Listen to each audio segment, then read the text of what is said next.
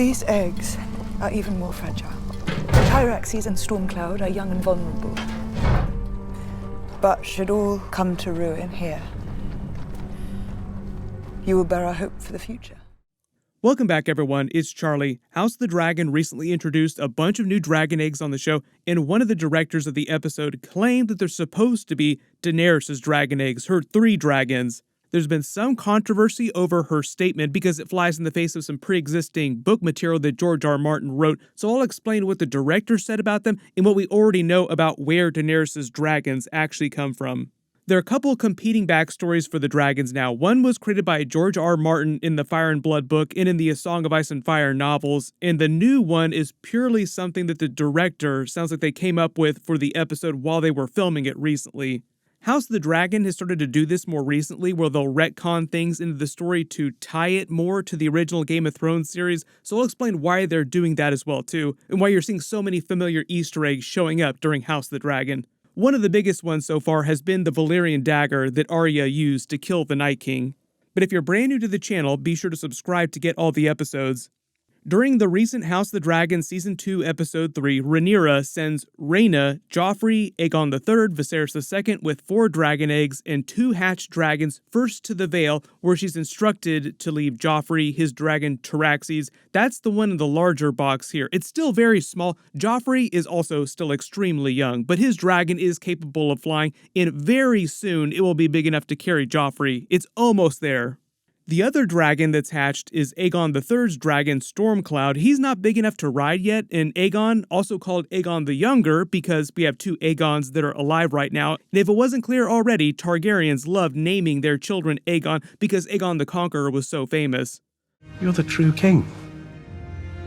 Aegon Targaryen, 6th of his name, protector of the realm, all of it. Aegon the Younger is way too small to actually be useful in an actual fight anyway. Little baby Viserys' dragon egg has not hatched yet. There are a lot of questions about this. The blue one is supposed to be Viserys' egg. It hasn't been named yet because Targaryens didn't name their dragons until they'd hatched per Valyrian customs, because you remember both Daemon and Rhaenyra are old school Targaryens, old school Valyrians. They adhere to all those classic customs that they brought with them from ancient Valyria. The reason Princess Rhaena doesn't have her own dragon is because she and her sister were both given dragon eggs when they were babies, like they were put in their cribs with them. Rhaena's dragon egg never hatched, and they don't say on the show what they did with her dragon egg after that, but it's not here in this clutch of 4. In the book, she does have a dragon egg that does eventually hatch though, so this is like a change that the show has made, largely because we think they're giving her plot from another character. There is more than one way to bind yourself to a dragon. I was without one until I was 15 years old. This will become more evident during the rest of the video too, but the show has been changing a lot of the original book plot.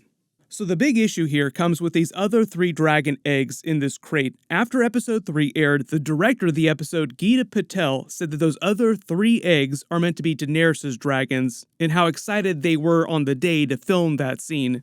All 4 of these dragon eggs are meant to be from Syrax's clutches, Rhaenyra's dragon. The blue one is a newer egg she laid. The other 3 are the 3 that Daemon found during Season 1.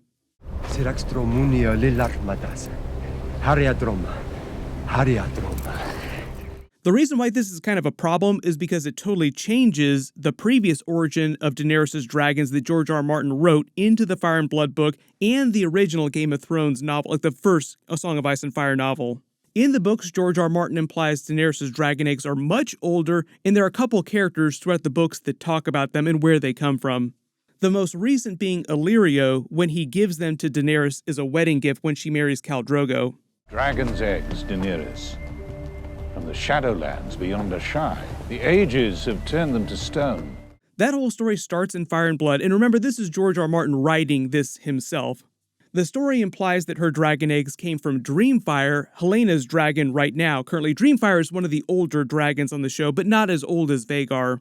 Early during the reign of King Jaehaerys, just a few years after he claimed the Iron Throne from Maegor the Cruel, so this is before the events on House of the Dragon, like long before those events, a woman named Alyssa Farman had been living at Dragonstone with Princess Rhaena Targaryen, one of Aenys Targaryen's daughters, Maegor's older brother.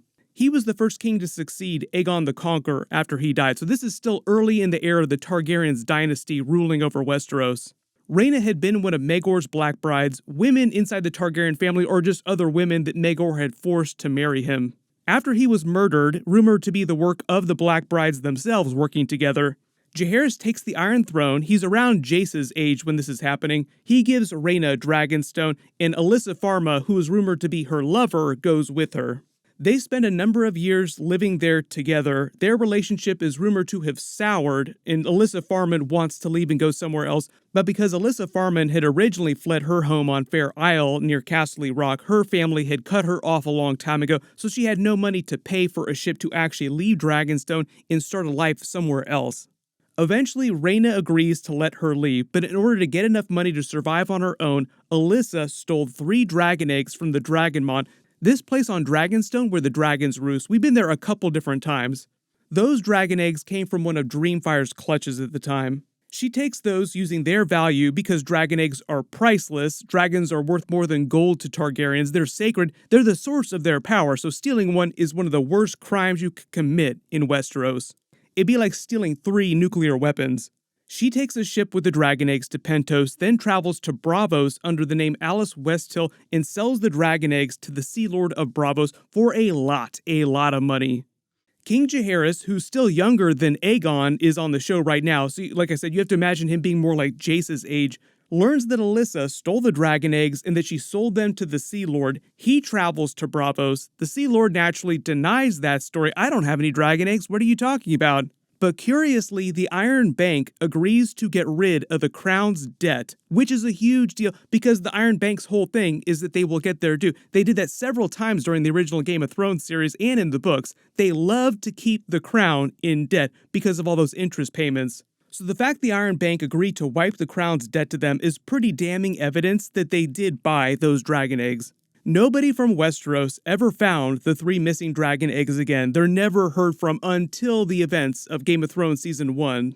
Right after they're stolen, the Maesters theorized that the minute that they were taken from Dragonstone, the Dragonmont, they would have petrified, turning to stone, like you see during Game of Thrones Season 1 when Illyrio gives them to Daenerys. So if it wasn't clear, when she's looking at these dragon eggs, they're like pure stone. They petrified, so essentially they'd only be good to anyone as decorations, as trophies. But because Daenerys is who she is, she's a Targaryen, they're much more meaningful as possessions to her. But at the time, nobody thought that they would hatch. They just thought they were pure stone. The theory is that this is because dragons are creatures of pure magic. According to George R. R. Martin, dragon eggs, also magical, would require very special circumstances to hatch. After the eggs were stolen and he fails to get them back, King Jaehaerys then states that the eggs will probably wind up in the hands of some Pentoshi spicemonger. Illyrio, during the events of Game of Thrones, is a Pentoshi spicemonger. So is George R. R. Martin winking behind the camera, behind the page, so to speak, trying to imply that Daenerys' dragon eggs came from Dreamfire long before Rhaenyra or anybody on House of the Dragon was alive. In the first book, when Illyrio gives the dragon eggs to Daenerys as a wedding present, he states that he purchased them in the Shadowlands of Asshai in the Far East. That's where Melisandre comes from. George R. R. Martin never stated how they wound up making it from Braavos to Asshai in the couple of hundred years left in the timeline between then and when Daenerys actually gets them. And according to Martin, this is like the follow-up question everybody asks, why Daenerys is able to hatch her 3 petrified dragon eggs when they were technically supposed to be useless hunks of stone is because when she's burning them here, she invokes a very special kind of magic while she's burning Khal Drogo's body, the sacrifice, so to speak, putting the eggs on the fire, also trying to sacrifice herself because she was also trying to die by walking in the fire. She didn't know that she would not be burned. That magic allows the dragon eggs to be hatched. The next big follow-up question that I always get on a lot of videos is why Daenerys can't be burnt, but other Targaryens can. The way that George R. R. Martin explains this too is that Daenerys is a very special case. It's a very magic-based thing, whereas other Targaryens don't have that same kind of magic. For example, Daemon can be burnt. Any other Targaryen on the show right now in House of the Dragon, on the Greens, on the Blacks, any of them can be burnt. So the way that George R. R. Martin has then spoken about Daenerys' dragon eggs since he wrote that Fire and Blood story, some of the backstory behind them, is mostly to say that he doesn't want to definitively state their full origin in too great a detail because he wants to heavily imply, lay some clues, and as per usual, let the fans figure it out on their own, connecting the dots. What the shows have done now, both House of the Dragon and Game of Thrones, have taken a lot of the book theories, things that Martin only meant to imply that he wanted the fans to figure out on their own, and answer those questions definitively, like where did the Valyrian dagger come from? Who was the Night King? Where did the White Walkers come from? And the latest example is, where did Daenerys' dragon eggs come from? Did Helaena have dragon dreams about Jon Snow, Daenerys, the Second Long Night, the White Walkers, all of it? And the main reason why the show makes such big changes like this, simplifying things, like they make the world smaller than bigger, rather, which I think is actually a bad thing.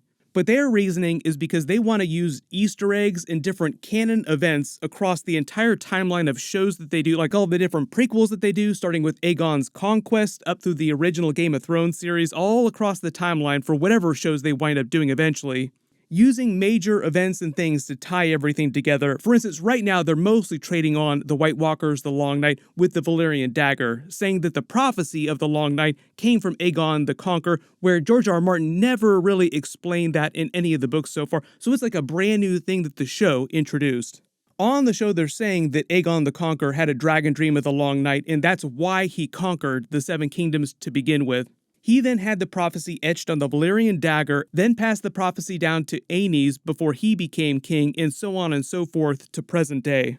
Also, the people watching these different shows will see things like, oh, that's the Valyrian dagger that Arya used to kill the Night King. This is where it came from, which in some cases can be fun, but sometimes it actually makes the world a little bit smaller, and it makes things really confusing, especially if you read the books. So that's why you've seen a lot of the book readers out there doing a bunch of backflips to try and explain the timeline of Daenerys' dragon eggs the last week since the director said this. The other problem is that the director who said that these were Daenerys' dragon eggs said it in an interview by herself that was not in any of the behind-the-scenes footage or any of the featurettes that they released, like the making of Game of Thrones or House of the Dragon, which they typically go into really great detail about the huge Easter eggs. So because saying that Daenerys' dragon eggs came from Syrax here on the show is such a big deal, you figured that the showrunner or George R. R. Martin or somebody from the show would say something on their behind-the-scenes featurette.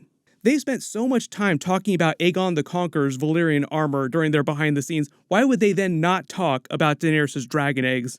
For example, using Easter eggs to tie shows together, when we get the Aegon the Conqueror TV show in a couple years, we'll probably see Aegon the Conqueror himself wearing that Valyrian armor. So if the showrunner, nobody else from the show, is talking about these eggs being Daenerys' dragon eggs, it could just be the director coming up with this idea in the moment while they're actually filming the episode, and not what the actual showrunners intended or George R. R. Martin intended. Because that also happens a lot of times too, where like an actor will say something about their character, or there'll be some person behind a production talking about an Easter egg. Then the people in charge will come out and say, no, that's not really what we intended for that character or these things. This is just that person coming up with this on their own. So hopefully sometime soon, the showrunner or George R. R. Martin himself will come out and talk more about Daenerys' dragon eggs and clarify, like, yes, we meant for these eggs to be Daenerys' dragon eggs on the show, or no, we did not mean for that to be the case. It is just weird that there's been so much talk about this after the episode, and nobody else has said anything about it since then, which is pretty damning evidence. I am sure there'll be a ton more moments like this with Easter eggs in the next couple of seasons in the other spin-off series, so anytime things like this pop up, I will do videos about it to try and explain what's going on. One of the next big changes that the show makes to the original books will probably have something to do with Rhaena's character and her riding a dragon. There have been a lot of theories about the show giving her Nettles plot, and she'll claim Sheep Stealer, because if you remember, I included that clip earlier in the video during season 1 where she's talking to her mother, who's dead now, R.I.P., about how she's so sad that she doesn't have a dragon like her sister Baela does, and her mother's telling her, don't worry, I didn't claim a dragon till I was 15 years old, which isn't too far away from how old Rhaena is right now. She's currently headed to the Vale with all these dragon eggs and these people. In an earlier episode, we saw Aegon holding court talking to the small folk who were petitioning him because they were having a problem with dragons eating their sheep.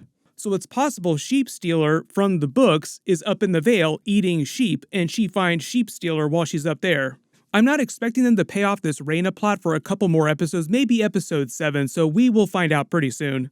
I'm actually working on a big video for Harrenhal and a lot of the magic that's going on around the Isle of Phases, just because that's such an important place in the world of A Song of Ice and Fire, especially in Westeros, in the history of Westeros. So if there's any other big questions or bonus videos that you want me to do, just let me know in the comments and I'll add them to my list. There's just like a bunch of stuff that I'm working on right now. It's all really exciting.